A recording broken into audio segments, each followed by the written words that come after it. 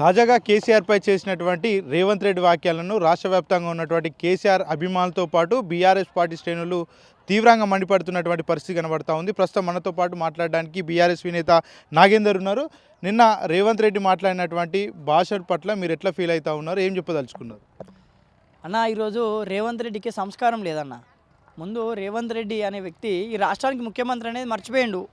పిచ్చి లేచింది, ఎర్రి కుక్క అయిండు, గజ్జి కుక్క అయిండు. ఆ ఎర్రగడ్డ హాస్పిటల్ వేయాలి రేవంత్ రెడ్డిని తీసుకుపోయి.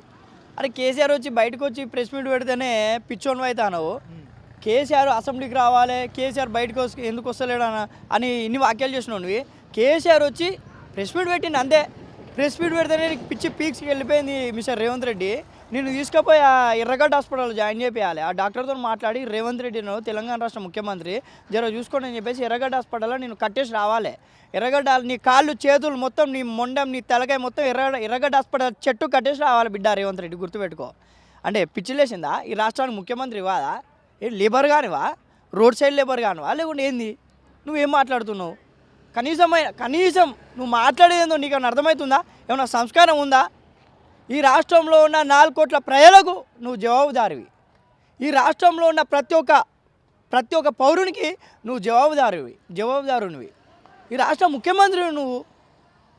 అది కేసీఆర్ వచ్చి బయటకు వచ్చి ప్రెస్ మీట్ పెట్టుడుతోనే నీకు పిచ్చి పీక్చుకుపోయి నీకు ఎవడో గొట్టంగా సలహాలు ఇస్తుండు కానీ ఏ సభలో ఏం మాట్లాడాలో తెలియదు. నీకు పిచ్చి కుక్కను, ఒక ఎర్రలేసిన గజ్జి కుక్కను రేవంత్ రెడ్డి.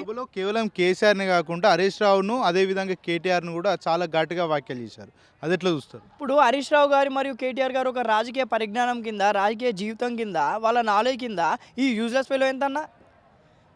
సారీ అన్న, ఇప్పుడు నేను అంటున్నా అంటే ఈ రాష్ట్రానికి ముఖ్యమంత్రి గౌరవం ఇవ్వాలి, కానీ రాష్ట్రానికి ఒక ముఖ్యమంత్రి లెక్క మాట్లాడుతుండా, రాష్ట్రంలో ఒక లత్కోర్గా లెక్క మాట్లాడుతుండ్రు రేవంత్ రెడ్డి.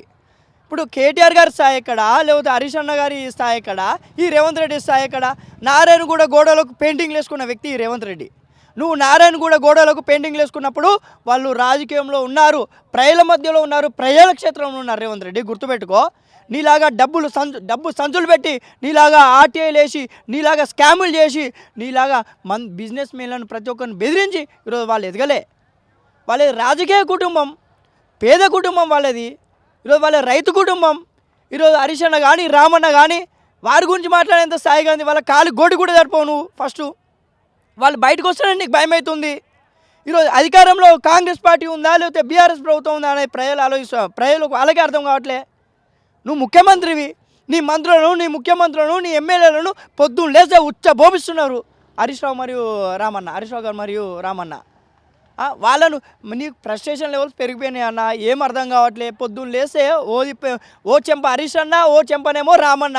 24 గంటలు వాతలే వాయిస్తున్నారు ఈ రేవంత్ రెడ్డి చెంపలు. తట్టుకోలేకపోతున్నాడు. అరే పొద్దున్న లేస్తే ఒకలేమో ఇటుపోతున్నారు, ఒకలేమో అడిపోతున్నారు. ఏంది 24 గంటలు ప్రజాక్షేత్రంలో ఉండాలనేది రేవంత్ రెడ్డి బాధ. కేసీఆర్ ఏదైతే ఫామ్ హౌస్కే పరిమితం అవుతూ ఉంటాడు, ఇక 2028 సంవత్సరం కల్లా బీఆర్ఎస్ పార్టీ అంతం కాబోతూ ఉంది. కాంగ్రెస్ పార్టీ 100కు పైగా స్థానాలు సాధించబోతుందంటూ కూడా కాంగ్రెస్ పార్టీ నేతలు చెప్తా ఉన్నారు. నిజంగానే కేసీఆర్ మరి ఫామ్ హౌస్కే పరిమితం అయ్యేటువంటి అవకాశాలు ఏమైనా ఉంటాయా అన్న? కేసీఆర్ ఈరోజు ప్రజల వ్యక్తి, ప్రజల మనిషి. తెలంగాణ ప్రజల గుండెల్లో కేసీఆర్ ఉంటాడు, కేసీఆర్ గారి గుండెల్లో తెలంగాణ ప్రజలు ఉంటారన్న.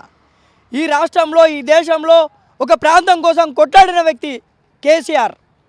ఒక ప్రాంతం కోసం, ఆకాంక్షల కోసం, ఒక ప్రాంతం బాగు కోసం, ఒక ప్రాంతం అభివృద్ధి కోసం కొట్లాడిన వ్యక్తి కేసీఆర్ గారు అన్న. ఈరోజు పదవులను సైతం లెక్క చేయకుండా, పదవులను గడ్డి పోచలతో సమానంగా పదవులను పక్కకు పాడేసి తెలంగాణ రాష్ట్రం కోసం, తెలంగాణ రాష్ట్ర ప్రజల కోసం ఈరోజు ఢిల్లీ నాయకులను కానీ పెద్ద పెద్ద మూతవారులనే గద్దెదించిన వ్యక్తి కేసీఆర్ అన్న. అంటే కేసీఆర్ సాధించింది ఏం లేదు, కాంగ్రెస్ పార్టీ తెలంగాణ ఇచ్చిందంటూ కాంగ్రెస్ పార్టీ నేతలు పదే చెప్తా ఉన్నారు. అంటే ఇంతమంది బలిదానాలు, అంటే ఇంతమంది ఉద్యమకారులు చనిపోయిన తర్వాత, శ్రీకాంతాచారి లాంటి ఒక విద్యార్థి నేత, ఒక ఉద్యమకారుడు పెట్రోల్ పోసుకొని చనిపోయిన తర్వాత అంటే కాంగ్రెస్ పార్టీ ఇస్తుందా? అంటే కాంగ్రెస్ పార్టీ తెలంగాణ బలిదానాలు చూసిందా? తెలంగాణ విద్యార్థుల బలిదానాలు చూసిందా? నేను అడుగుతున్నా ముఖ్యమంత్రి రేవంత్ రెడ్డి గారిని. సోనియా గాంధీ దయతలిచి తెలంగాణ రాష్ట్రాన్ని ఇచ్చిందంటూ వాళ్ళు చెప్తా ఉన్నారు. సోనియా గాంధీని ఆ రోజు దయ్యం అన్నారు, బలిదేవత అన్నాడు. ఎవరన్నారు? ఈ ముఖ్యమంత్రి రేవంత్ రెడ్డి, ఈ రబ్బర్ షా ముఖ్యమంత్రి రేవంత్ రెడ్డి కదా అన్న. సోనియా గాంధీ దయ్యిందన్న. అంటే తెలంగాణ రాష్ట్రంలో ఉన్న తెలంగాణ రాష్ట్ర యువకుల పోరాటం లేదా? తెలంగాణ రాష్ట్ర ఉద్యమకారుల పోరాటం లేదా? తెలంగాణ రాష్ట్ర సాధనలో ఎవడి పోరాటం లేదన్న గుర్తుపెట్టుకో. సోనియా గాంధీ దయదలిచి తెలంగాణ రాష్ట్రంలో సోనియా గాంధీ ఎవరు? ముందు సోనియా గాంధీ ఎవరు? కాంగ్రెస్ పార్టీ ఎవరు? కాంగ్రెస్ పార్టీ ఏంటి తెలంగాణ రాష్ట్రాన్ని ఇవనికి గల్లా బట్టి ఢిల్లీకి వెళ్ళి గల్లా బట్టి మెడల్ వంచి మరి తెలంగాణ రాష్ట్రాన్ని తీసుకొచ్చిండు కేసీఆర్ గారు. గతంలో బీఆర్ఎస్ పార్టీ అధికారంలో ఉన్నప్పుడు కాంగ్రెస్ పార్టీ నేతల మీద కేసులు బనాయించింది. కాకపోతే మీరు 2 ఏళ్ల కాలంలో ఏ ఒక్క ప్రతిపక్ష నాయకుడి మీద కేసు పెట్టలేదంటూ ముఖ్యమంత్రి రేవంత్ రెడ్డి చెప్తా ఉన్నారు. దీన్ని మీరు సమర్థిస్తారా? ఎందుకు పెట్టలేదు అన్న? ప్రతి తెలంగాణలో ప్రతి పల్లెకు పోదాం, ప్రతి పౌరుని దగ్గర పోదాం అన్న. ఈరోజు తెలంగాణలో ప్రతి పల్లెలో 10 నుండి 20 మంది కార్యకర్తల మీద, 10 నుండి 20 అమాయక ప్రజల మీద కేసులు అయినాయి కాదా? ఈరోజు నీ కాంగ్రెస్ పార్టీ వ్యక్తికి ఎదిరిస్తే, నీ కాంగ్రెస్ పార్టీ వ్యక్తికి ఎదురు జవాబు చెప్తే పోయి మండల కేంద్రంలో కేసులు పెట్టుడే, పోయి డైరెక్ట్ కేసులు బుక్ చేయడమే. ఇలాంటి ఆధారాలు లేకుండా కేసులు బుక్ చేస్తున్నారు కదా. దానికి ఉదాహరణ మొన్న వరంగల్లో ఉన్న సిఐని ఎస్ఐను డీజీపీ శివధర్ రెడ్డి గారు సస్పెండ్ చేసింది కదా. ఆధారాలు లేకుండా ఎఫ్ఐఆర్ బుక్ చేసి రిమాండ్కి పంపిస్తే కోర్టు ముట్టుకాయలు పెప్పి కోర్టు చెంపదెబ్బ కొడితే డీజీపీ శివధర్ రెడ్డి గారు ఏం చేశారన్నా? వాళ్ళని సస్పెండ్ చేసిండు. ఈరోజు ఈ కాంగ్రెస్ పార్టీ హయాంలో ఈరోజు మండల కేంద్రాలలో ఉన్న పోలీస్ స్టేషన్లు ఈరోజు సెటిల్మెంట్లకు అడ్డాలవుతున్నాయి.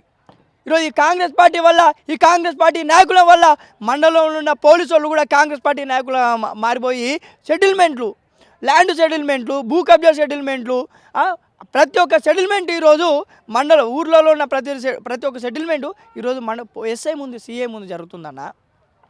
అంటే ఈరోజు రేవంత్ రెడ్డి గారు 6 గ్యారెంటీలను మర్చిపోయిండు, 420 హామీలను మర్చిపోయిండు, తెలంగాణలో ఉన్న యువతకి ఇచ్చిన హామీలను మర్చిపోయిండు అన్న. సంవత్సరానికి 2 లక్షల ఉద్యోగాలను మర్చిపోయిండు. నేను మళ్ళీ అధికారంలోకి వస్తా అంటాను అంటే నువ్వు ఇప్పుడు పీక్ పొడిచినావు అని చెప్పేసి తెలంగాణ రాష్ట్రంలో ప్రతి ఒక్కరు సంబరపడుతున్నారు, ప్రతి ఒక్కరు బాగున్నారు, సంతోషపడుతున్నారు నీ పాలనలో అని చెప్పేసి అంటే మళ్ళీ నీకు అధికారం ఇస్తారా? బిడ్డ రేవంత్ రెడ్డి గుర్తుపెట్టుకో, నిన్ను కొండారెడ్డిపల్లెలో నీ ఇంటి అనుకున్న కొండకి ఏలాడదీస్తారు తెలంగాణ ప్రజలు. మళ్ళీ చెప్తున్నా, మిస్టర్ రేవంత్ రెడ్డి గుర్తుపెట్టుకో, నిన్ను కొండారెడ్డిపల్లెలో ఉన్న కొండకు ఏలాడదీస్తారని చెప్తున్నా. తెలంగాణ ప్రజలు అందరూ కలిసి గుర్తుపెట్టుకో, త్వరలో జరగబోయే అదే. ఈరోజన్నా కేటీఆర్ అన్నను పట్టుకొని నీ అవ్వ నీ అయ్యా అని అంటున్నాడు. అంటే ఏందన్నా, ఈరోజు రేవంత్ రెడ్డి గారు కూడా కుటుంబం ఉంది. మా నాన్న పోలీస్ పడేలు అని చెప్తాడు. అంటే మీ నాన్న పోలీస్ పడేలు నేర్పింది ఇదేనా? బిడ్డ బయటికి పోయి అందరు తిట్టని చెప్పిండా మీ నాన్న? బిడ్డ నీ అవ్వ నీ అయ్యా అని చెప్పిండా మీ నాన్న? మా నాన్న పోలీస్ పడేలు, మీ ఉన్నతమైన ఫ్యామిలీ. అంటే మీ నాన్న పోలీస్ పడేలు బయటికి పోయి కేసీఆర్ని తిట్టమన్నాడా? అంటే విలువలు కోల్పోయి మాట్లాడమన్నాడా మీ నాన్న పోలీస్ పడేలు? నీ అవ్వ నీ అయ్యా అంటున్నావు. అంటే ఈరోజు ఇష్టానుసారంగా మాట్లాడుతున్నావు. అంటే ఈరోజు శోభమ్మ గురించి తెలుసా రేవంత్ రెడ్డి మీకు? నీ అవ్వ అనే మాట ఎట్లొచ్చింది? నీ అవ్వ అనే మాట మాట్లాడినావు నువ్వు. ఈరోజు కేటీఆర్ అన్న పట్టుకొని అంత దారుణంగా మాట్లాడినావు. ఈరోజు ఈ రాష్ట్రంలో ఉన్న ప్రతి ఒక్క ప్రజలకు తెలుసు అన్న, ప్రతి ఒక్క కుటుంబానికి తెలుసు ఈరోజు శోభమ్మ ఏంది అని. ఈరోజు ఉద్యమకారులకు అర్ధరాత్రి 12 గంటలకు వచ్చి తలుపు కొడితే అన్నం పెట్టిన ఒక దేవత అన్న ఈరోజు శోభమ్మ. అలాంటి శోభమ్మని పట్టుకొని ఇష్టానుసారంగా మాట్లాడు. ఈరోజు మీ నాన్న పోలీస్ పార్టీలను అడుగు, మీ కుటుంబ సభ్యులను అడుగు, లేకపోతే నీ కాంగ్రెస్ పార్టీ నీ పక్కబొంటున్న మంత్రులను అడుగు. ఈరోజు శోభమ్మ ఏంది, ఆమె గొప్పదనం ఏంది. ఈరోజు ఈ రాష్ట్ర సాధనలో కేసీఆర్ గారి పాత్ర ఎంత ముఖ్యమైనదో శోభమ్మ గారి పాత్ర కూడా తెలంగాణ రాష్ట్ర సాధనలో అంత ముఖ్యమైనదన్న. ఈరోజు తెలంగాణలో ఉన్న ప్రతి ప్రజలకు, ప్రతి ఒక్కరికి, తెలంగాణలో ఉన్న ప్రతి పౌరునికి ఈరోజు అమ్మ శోభమ్మ. ఈరోజు తల్లి లాంటి శోభమ్మ, తెలంగాణ రాష్ట్రానికి ఓ తల్లి లాంటి శోభమ్మని పట్టుకొని ఇష్టానుసారంగా ఎట్లా మాట్లాడతారని ఎట్లా అనుభూతి అయిందన్న? రేవంత్ రెడ్డి గారికి కుటుంబం ఉంది, రేవంత్ రెడ్డి గారు కూడా అమ్మ నాన్న ఉన్నారు కదా. అంటే వాళ్ళు నేర్పిన సంస్కారం ఇదే అని నేను ఉస్మానియా యూనివర్సిటీ విద్యార్థి నాయకుడుగా నేను అడుగుతున్నాను అన్న. రాబోయే రోజుల్లో కల్వకుంట్ల ఫ్యామిలీని రాజకీయంగా ఉంచను, ఇక రాజకీయాలకు వాళ్ళు దూరం అవుతారంటూ కూడా రేవంత్ రెడ్డి చెప్తా ఉన్నారు. కల్వకుంట్ల ఫ్యామిలీ బొచ్చు కూడా పీకలేడు అన్న ఈ రేవంత్ రెడ్డి. కల్వకుంట్ల ఫ్యామిలీ అంటున్నావు. తెలంగాణనే వాళ్ళ కుటుంబం అని బ్రతుకుతున్నారు. ఇప్పటి కూడా తెలంగాణ ప్రజలే వాళ్ళ జీవితం అని బ్రతుకుతున్నారు. తెలంగాణ ప్రజల కోసం ఎంత దూరమైన పోతామని వాళ్ళు నినాదిస్తున్నారు. ఇప్పటి కూడా కల్వకుంట్ల ఫ్యామిలీని దూరం చేస్తుంటారు అంటున్నావు. నువ్వు అనేది వాళ్ళు బ్రతికేదే తెలంగాణ కోసం కదా, పొద్దున్న లేస్తే నీలాగా భూ కబ్జాలు చేస్తలేరు కదా, పొద్దున్న లేస్తే నీలాగా ల్యాండ్ సెటిల్మెంట్ చేస్తలేరు కదా మిస్టర్ రేవంత్ రెడ్డి. ఈరోజు వాళ్ళ బ్రతుకు, వాళ్ళ జీవనం ఈరోజు హరీష్ రావు గారు కానీ కేటీఆర్ గారు కానీ లేకపోతే కేసీఆర్ గారు కానీ వీళ్ళ కుటుంబం మొత్తం అన్న పొద్దున్న లేచే తెలంగాణ ప్రజల కోసం వాళ్ళ ఆకాంక్షల కోసం పొద్దున్న లేచే తెలంగాణ ప్రజలకు ఏ నలుమూలను ఎక్కడ ఆపదొస్తే అక్కడికి ఈరోజు పోతున్నారు కదా. ఈరోజు నువ్వు పోతున్నావా? ఈరోజు సెక్రటేరియట్లో కూర్చుంటావు, నీ ఫామ్ హౌస్లో కూర్చుంటున్నావు, నీ ప్యాలెస్లో కూర్చుంటున్నావు తప్ప ఈరోజు దందాలు సెటిల్మెంట్లను ఏం చేస్తున్నావు, 100 కోట్ల రూపాయలను నీకు ఉచితంగా వచ్చిన డబ్బులు ఏం చేస్తున్నావు తప్ప ఈరోజు తెలంగాణ ప్రజల మీద నీకు ఎలాంటి ఈరోజు తెలంగాణ ప్రజలకు ఏదో చేద్దామనేది ఏం లేదు. నేను ఇచ్చిన హామీని నెరవేర్చామని ఏం లేదు. తెలంగాణ ప్రజల మీద అసలు నీకు ప్రేమనే లేదు.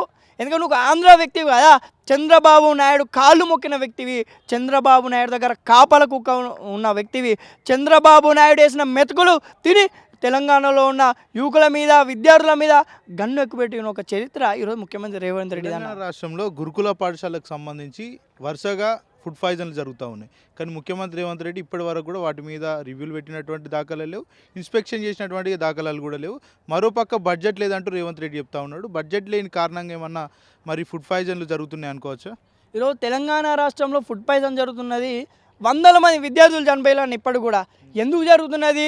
దాని మీద రేవంత్ రెడ్డి గురుకులాల మీద ఈ ఫుడ్ పాయిజన్ మీద ఎందుకు రివ్యూ మీటింగ్ కండక్ట్ చేసుకోలేకపోతున్నాడు? ఎందుకంటే ఈ తెలంగాణ రాష్ట్రంలో గురుకులాలకు ఉన్న కాంట్రాక్టర్లు రేవంత్ రెడ్డి అన్నదమ్ములు కాదా అని నేను అడుగుతున్నా. ఈరోజు తెలంగాణలో ఉన్న ప్రతి ఒక్క గురుకులాల్లో సంబంధించిన ఫుడ్ కాంట్రాక్టులు కానీ తెలంగాణలో ఉన్న గురుకుల విద్యార్థులు ఫుడ్ పాయిజన్ అయ్యి చనిపోతుంటే కనీసం ఒక రివ్యూ మీటింగ్ పెట్టలే. ఎందుకు ఫుడ్ పాయిజన్ అవుతుంది, ఎందుకు వీళ్ళు చనిపోతున్నారు అని ఒక మీటింగ్ కూడా పెట్టని ఒక సిగ్గులేని దద్దమ్మ ఈ రాష్ట్ర ముఖ్యమంత్రి యనమల రేవంత్ రెడ్డి. అంటే ఫుడ్ పాయిజన్ ఎందుకు జరుగుతుంది? ఫుడ్ పాయిజన్ 100 మంది విద్యార్థులు రోడ్డెక్కి చనిపోతున్నారు. ప్రతిరోజు ప్రతి వారం ప్రతి నెల ఈరోజు విద్యార్థులు అమాయక జనాలన్న అమాయక ప్రజలు, అమాయకుల పిల్లలు, పేద పిల్లలు, బడుగు బలహీన వర్గాల నుండి వచ్చిన పిల్లలు ఉన్నతమైన స్థాయిలో ఉండాలని చెప్పేసి గురుకులలో వాళ్ళు చేర్పిస్తే వాళ్ళు చనిపోతుంటే కనీసం ఈ రేవంత్ రెడ్డికి కన్నీరు అంటే ఏడవడం అంటే కనీసం పట్టించుకోవడం లేదు రేవంత్ రెడ్డి. అంటే ఈరోజు ఆ కాంట్రాక్టర్లు ఎవరు? తెలంగాణ రాష్ట్రంలో గురుకులకు సంబంధించిన ఫుడ్ కాంట్రాక్టర్లు ఎవరు? రేవంత్ రెడ్డి అన్నదమ్ములు కాదా? అంటే ఎందుకు నువ్వు ఈరోజు ఎందుకు ఆ కాంట్రాక్టర్లకు బిల్లులు చెల్లించలేకపోతున్నావు అని నేను అడుగుతున్నా.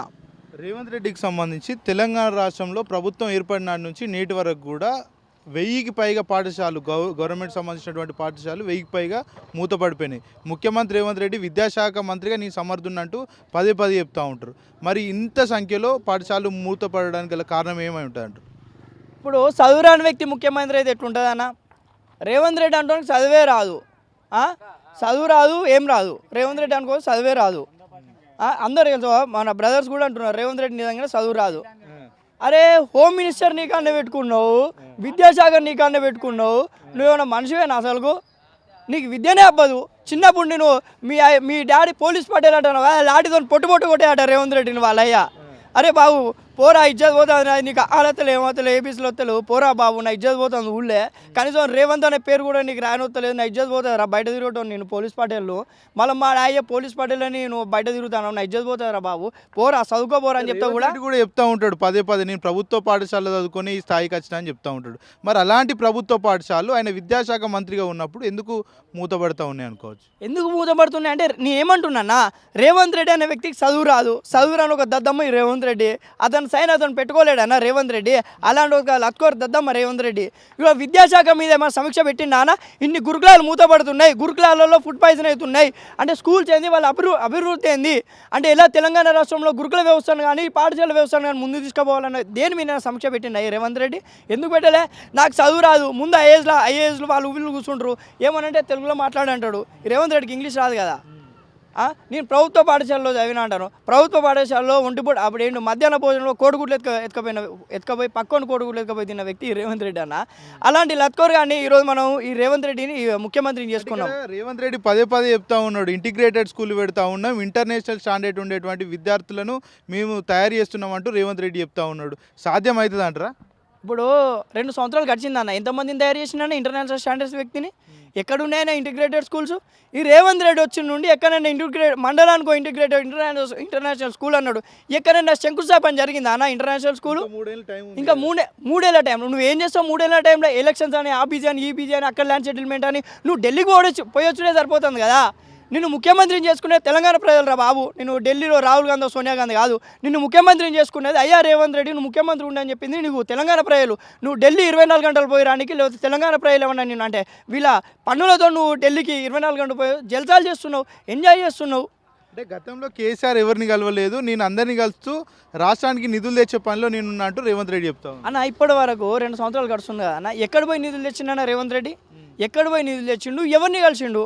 నువ్వు 24 గంటలు రేవంత్ పోయి రాహుల్ గాంధీని, సోనియా గాంధీని, లేకుంటే ఎవడైనా రియల్ ఎస్టేట్ మాఫియాని వాడిని కలుసున్నావు తప్ప, సెలబ్రిటీలను కలుసున్నావు తప్ప, నువ్వు రాష్ట్రానికి పెట్టుబడులు తెచ్చుకోండి ఎవరిని కలిసినావు అని నేను అడుగుతున్నా. రాష్ట్రానికి ఎన్ని పెట్టుబడులు తెచ్చినావు? ఇప్పటికి 2 సంవత్సరాలు గడుస్తుంది. మైకు పెడితే ఒరుడు కేసీఆర్ కుటుంబాన్ని, కేసీఆర్ ఫ్యామిలీని తిట్టుడు తప్ప ఏమైనా ఉన్నదా? సంక్షేమం గురించి మాట్లాడదాం, విద్యార్థుల గురించి మాట్లాడదాం, 2 లక్షల ఉద్యోగాల గురించి మాట్లాడదాం. ఈ రాష్ట్రంలో ఇంకా నేనేంది 6 గ్యారెంటీలు 420 హామీల గురించి మాట్లాడదామనే సోయి లేదు ఈ రేవంత్ రెడ్డికి. ఏమనంటే జీన్ ప్యాంటు ఆ తెల్ల చొక్క ఎత్తాడు, బయటకు వస్తాడు. ఇక ఎట్లా అంటే 3 రంగుల జెండా అని పాట పెట్టుకుని ఇంకెన్ని రోజులు రా బాబు 3 రంగుల జెండా. ఆల్రెడీ నేను ఏమంటా, కొండారెడ్డి పల్లెలో కొండకు నేను ఉరిదీస్తారు తెలంగాణ ప్రజలని చెప్తున్నా. ఇప్పుడు ఒకవైపు ఏమో ప్రభుత్వం దగ్గర ఖజాన్ లేదని చెప్తా ఉన్నాడు, మరో పక్క చూసుకుంటే ఫుట్బాల్ గేమ్ ఆడడం ఇట్లాంటివి కూడా చూస్తున్నాం. రీసెంట్గా సెక్రటరియట్లో 60 లక్షలతో ఒక నిర్మాణం చేపడతా ఉన్నారు. ఎట్లా చూస్తారు ఇదంతా? అన్న మర్చిపోయాను, ఈ ఫుట్బాల్ గేమ్ అనేది బాగా గుర్తుకొచ్చిందన్న.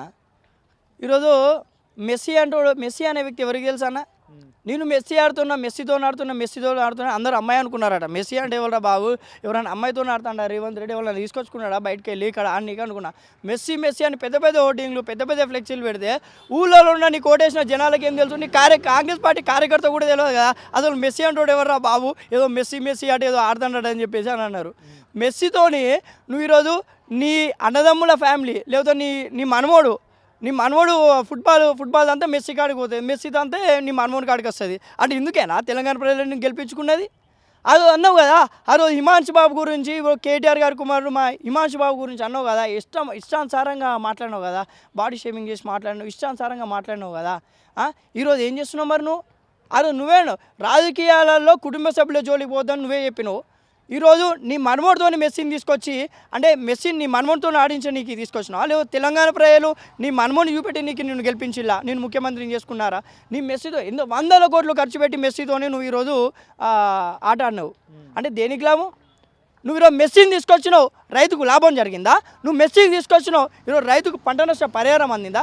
ఏముందిందన్న మెస్సీని తీసుకొచ్చినావు నీ కాంగ్రెస్ పార్టీ కార్యకర్తల పిల్లలతో నువ్వు అదేంటి ఫుట్బాల్ గేమ్ ఆడించినావు, ఏంటి ఫోటోలు దింపించుకున్నావు, అయిపోయింది మంచిగా సెలబ్రిటీ లాగా మస్తు ఏం చేసినావు మెస్సీతోనే. బీఆర్ఎస్ ప్రభుత్వం ఉన్నప్పుడు కూడా ఏదైతే ఈ ఫార్ములా కూడా జరిగినటువంటి పరిస్థితి కూడా చూసినాం. దాన్ని కూడా వాళ్ళు చెప్తా ఉన్నారు, అప్పుడు వాళ్ళు కూడా రేసింగ్లు పెట్టిరు, ఇప్పుడు మేము ఇట్లాంటి పెడతా ఉన్నాం, రాష్ట్రానికి నిధులు తేయడానికి అనేక ప్రయత్నాలు చేస్తున్నాం అని చెప్తా ఉన్నాం. అన్న గతంలో ఈ ఫార్ములా రేసుకున్నాను, ఈ ఫుట్బాల్ మెస్సీని తీసుకొచ్చింది చాలా తేడా ఉంటుంది అన్న. ప్లీజ్ ఈ ఫార్ములా రేస్ అనేది ఎక్కడో ఇంటర్నేషనల్ ఎక్కడో వేరే దేశంలో జరిగేది. కేటీఆర్ అన్న రిక్వెస్ట్ చేసి, కేటీఆర్ అన్న తెలివితేటలు ఉపయోగించి ఫార్ములా ఈ రేసుని ఇక్కడ తీసుకొచ్చిండు అన్న. అరే ఒక ఫుట్బాల్ గాలి కొట్టి ఫుట్బాల్ స్టేడియంలో ఆడేదాన్ని దాన్ని ఏం తీసుకొచ్చున్నా? మన వాళ్ళు ఆడతారు కదా వాలీబాల్, అక్కడ కూడా ఆడుతున్నారు కదా. మెస్సీని తీసుకొచ్చి నువ్వు ఫుట్బాల్ ఆడిచుడేంది? ఫుట్బాల్ కూడా ఫార్ములా ఈ కార్ రేసింగ్ చాలా తేలేదా? మెస్సీ వచ్చినందుకు పెట్టుబడులు వచ్చినాయా? మెస్సీ వచ్చినందుకు హైదరాబాద్కి ఏమన్నా ఆదాయం పెరిగిందా? మెస్సీ ఒకటే కాకుండా గతంలో అందగత్తెల పోటీలు కూడా పెట్టారు ప్రపంచవ్యాప్తంగా చూసుకుంటే, హైదరాబాద్ నగరంలో అది పెట్టినటువంటి సందర్భం. దాంతో పెద్ద ఎత్తున నిధులు కూడా వస్తాయని చెప్పారు. ఇప్పుడు అందగత్తెలను చూసడానికి గెలిపించుకున్నారా నా తెలంగాణ రాష్ట్రంలో ఉన్న ప్రజలు రేవంత్ రెడ్డిని? ఇప్పుడు మెస్సీని చూడాలి, మెస్సీ వచ్చి ఫుట్బాల్ దన్నాలా, ఫుట్బాల్ ఎట్లుంటుంది, మెస్సీ కాలు ఎట్లుంటుంది, మెస్సీ అంటాడు ఎట్లుంటాడు అని చెప్పేసి నువ్వు తీసుకురా రేవంత్ రెడ్డి అని చెప్పేసి ముఖ్యమంత్రి గెలిపించిలా. గతంలో ఫార్ములా ఈ కార్ రేసింగ్ పెట్టినప్పుడు 1000 కోట్ల పెట్టుబడులు వచ్చినాయి అన్న, ఇక్కడికి 1000 కోట్ల పెట్టుబడులు వచ్చినాయి. ఈరోజు ఫుట్బాల్ని తీసుకొచ్చి మెస్సీని తీసుకొచ్చి నువ్వు ఆడిపించినందుకు ఒక రూపాయి వచ్చిందా? ఇంకా కలెక్షన్లు చేసిండట మెస్సీతో ఫోటో దిగితే 10 లక్షలు 20 లక్షలు అని చెప్పేసి. గతానికి ఇప్పటికి చాలా డిఫరెన్స్ ఉంటుంది కదా అన్న. కేటీఆర్ అన్న ఐటీ మైండ్ సెట్ అన్న, రేవంత్ రెడ్డి బ్రోకర్ దందాల మైండ్ సెట్ కదా అంతా. ఆయన కేటీఆర్ అన్న మైండ్ సెట్కి ఈయన మైండ్ సెట్కి చాలా తేడా ఉంటుంది కదా. ఏమున్నది? మెస్సీని పిలిపించుకున్నాడు, మెస్సీ అని పిలిపించుకున్నాడు, రాహుల్ గాంధీని పిలిపించుకున్నాడు. ఏమున్నది? ఇంకా రాహుల్ గాంధీకి అన్న సోయి ఉండాలి కదా అన్న. ఆయన ఒక అంటే ఎట్లా ప్రతిపక్ష నేత, దేశంలోనే ప్రతిపక్ష నేత. రేవంత్ రెడ్డి, రాహుల్ గాంధీ, మెస్సీ వీళ్ళందరూ కలిసి ఫుట్బాల్ ఆడితే ఇక అందరూ ఓటేస్తారు. వీళ్ళ కాంగ్రెస్ పార్టీ నాయకులు ఏరు కదా అన్న. నేనేమంటున్నా అంటే తెలంగాణ రాష్ట్రంలో ఉన్న ప్రజలు ఈరోజు ఇబ్బందులు పడుతున్నారు.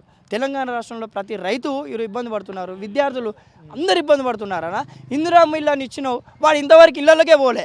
ఇందిరమ్మ ఇల్లు అని ఇచ్చినావు, ఇంకెన్ని సంవత్సరాలు, ఇంకా 5 సంవత్సరాలు, ఇంకో 3 సంవత్సరాల వరకు ఇదే. ఇక లాస్ట్కు పెయింట్ వేస్తాడు కావచ్చు ఇందిరమ్మ ఇల్లు అని చెప్పేసి. ఇప్పుడు కూడా నాట్లు దగ్గరికి వచ్చినాయి, రైతు భరోసా కోసం వెయిట్ చేసేటువంటి పరిస్థితి రైతులు ఉన్నారు. మరి ఇప్పటి వరకు కూడా ఏదైతే వ్యవసాయ శాఖ మంత్రి తుమ్మల నాగేశ్వరరావు దానికి సంబంధించినటువంటి అంశాలు ఇక్కడ కూడా బయటికి తేలేదు. ఎట్లా చూస్తారు ఇది? అన్న నేను ఏమంటున్నా, పూర్తిగా తెలంగాణ రాష్ట్రాన్ని సర్వనాశనం చేసిండు ముఖ్యమంత్రి రేవంత్ రెడ్డి.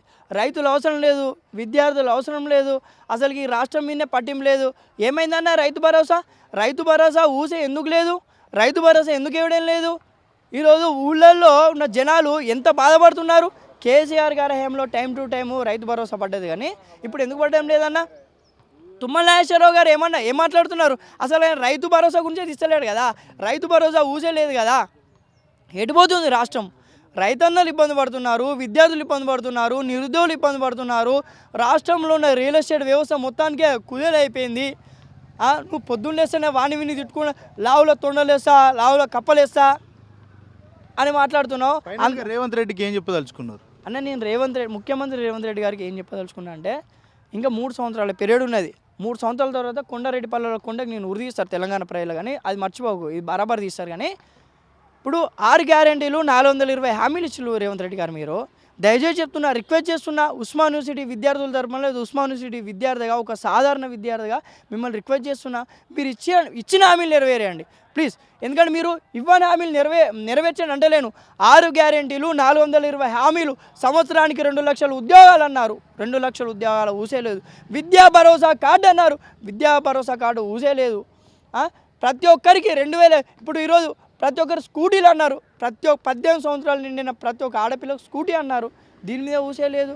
ఈరోజు రైతుకు పంట నష్ట పరిహారం అన్నారు, లేకుంటే రైతు పండించిన పంటకు మంచి మద్దతు ధర అన్నాడు, దేని మీద ఊసేలేదు.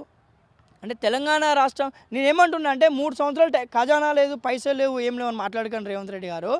మీరు అనుకుంటే ఎలాగైనా పుట్టేయగలుగుతారు.